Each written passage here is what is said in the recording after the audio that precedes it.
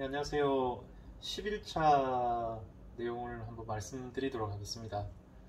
11차 때는 제가 타던 자전거를 다시 중고나라에 내놨어요. 왜냐면 그 사이클이라는 게 목 쪽에 너무 부하가 많이 실리고 이상하게 운동만 하면 그 부위가 아파지더라고요. 이런 전체적인 몸 컨디션이 떨어지는 어떤 공황의 증상이 있어서 그런지 이게 자전거를 쭉 타고 그리고 지금 이제 걸을 때도 좀 많이 불편했습니다.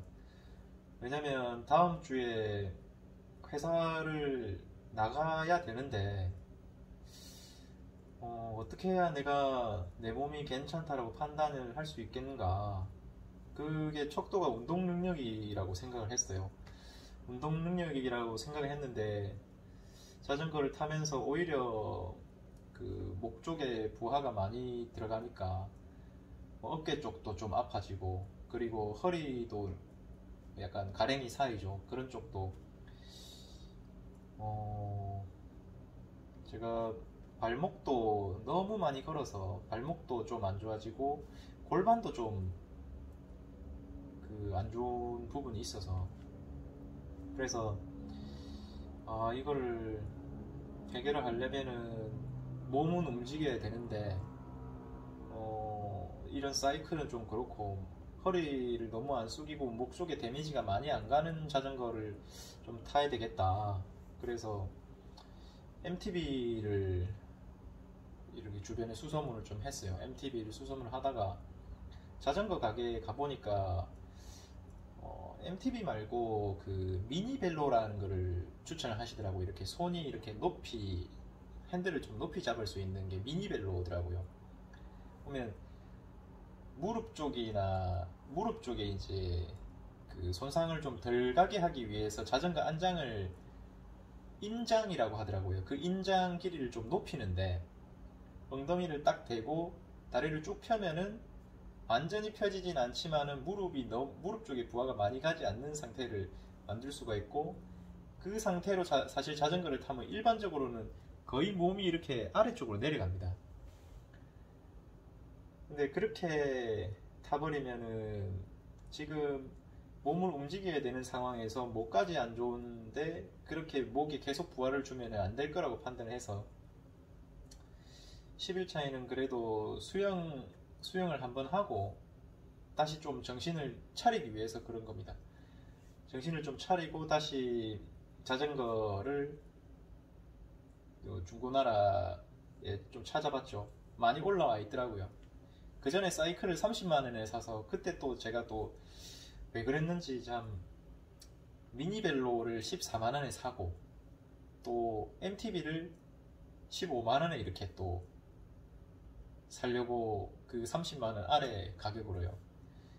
참 그 상황에서 돈을 또 아끼려고 하는 제 자신이 참 뭐 그랬지만은 그래도 크게 무리 없이 중고나라에 사이클 팔고 미니벨로하고 MTB를 살 수 있었습니다. 미니벨로는 이게 어떻게 운동용은 아니에요. 보니까 운동용은 아니고 그 집 주변에 마실 나가거나 뭐 간단하게 이렇게 밖에 왔다 갔다 할 때 탈 정도고 MTB는 확실히 왜 MTB냐 마운틴 바이크냐 평지에서는 사실 속도 내기가 좀 어렵습니다. 평지에서 허벅지에 운동이 많이 되는 운동은 아니에요. MTB는 보니까 MTB를 타실 때는 언덕을 가셔야 돼요. 그 언덕에서 그 낮고 높은 기어로 이렇게 운동을 해야만 허벅지 쪽에 운동이 좀 되지 평지에서는 잘 되지 않습니다. 그래도 MTB를 가지고 그 손잡이 높이를 조금 높이고요. 인터넷에 보면은 그 손잡이 그 높이를 높이는 부품들이 몇 가지 있어요. 거기에 툴까지 같이 나오는데 그걸 사가지고 MTB를 좀 개조를 해가지고 탔습니다. 그렇게 하니까 일단은 어깨 쪽에 문제는 하나도 없더라고요. 하나도 없어서 그렇게 유산소 운동을 밖에서, 그리고 조금 답답하지 않은 장소에서 할 수 있게 됐고, 다행히 주변에 지금 자전거 도로가 잘 돼 있기 때문에 여기는, 그래서 그 자전거를 타고 이제 집에 돌아오게 됐죠. 돌아오게 됐는데 식습관도 그렇게 나쁘지는 않았던 것 같아요. 왜냐면 그 전 응급실 가기 전 생각을 하면서 조금 내가 뭐 야채나 이런 것들을 조금 섭취를 조금은 든든히 해야 내가 좀 몸이 좀 좋아지지 않을까. 그래서 야채를 조금 양배추, 아스파라거스, 그리고 뭐 상추, 방울토마토, 두부 뭐 이런 것들을 조금 배가 부르는 듯한 느낌이 들 때까지 좀 먹었었어요. 그렇게 먹으면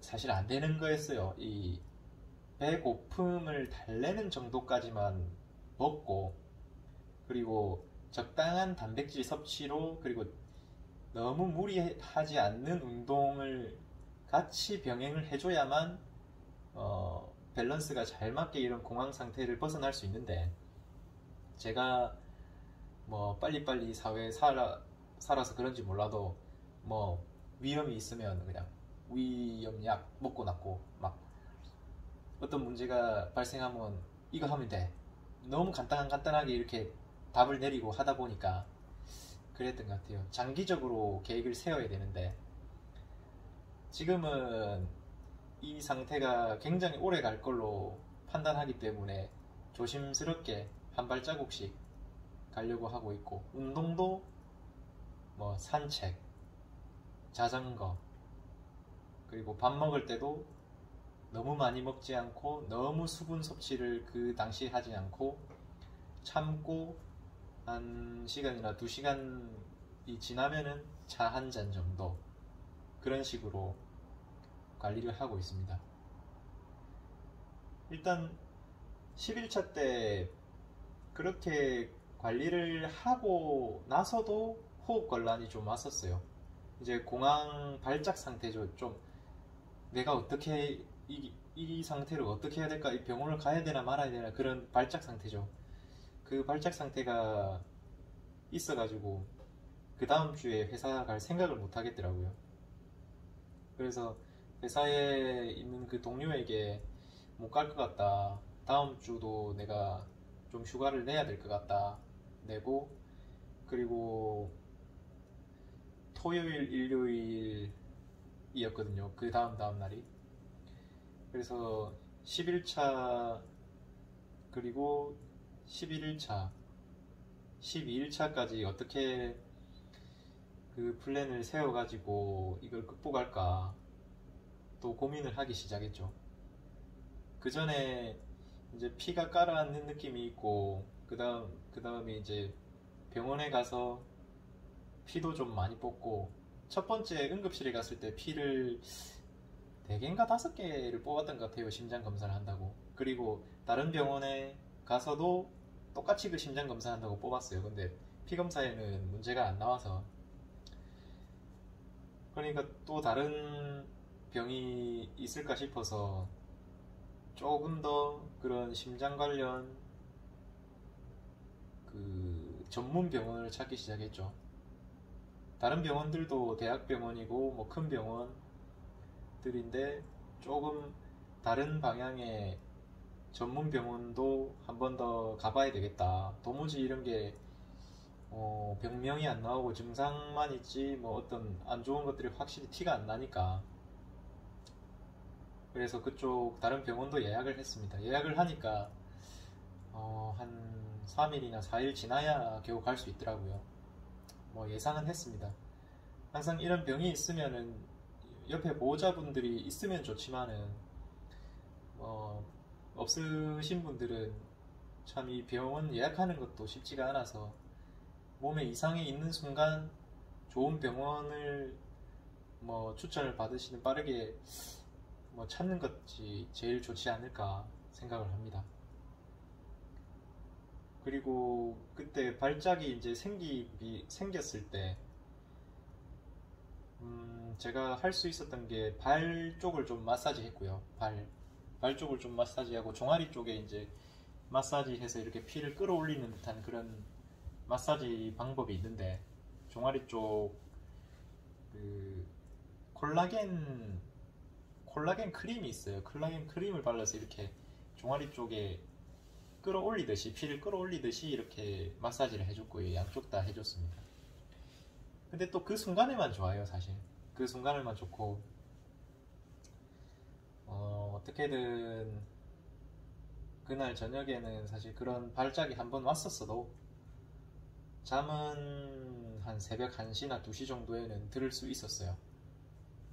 워낙 리듬이 깨져서 걱정을 많이 했었는데, 그래도 몸이 점점, 내 몸도 그래도 적응을 하는구나, 이 공황 상태에 적응을 하는구나, 그 내 몸한테 참 고맙더라고요.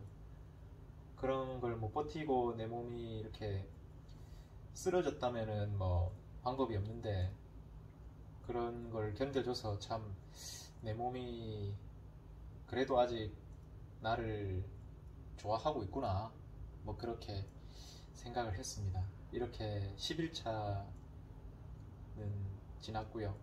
이후에 11, 12일차에서 또 뵙겠습니다. 감사합니다.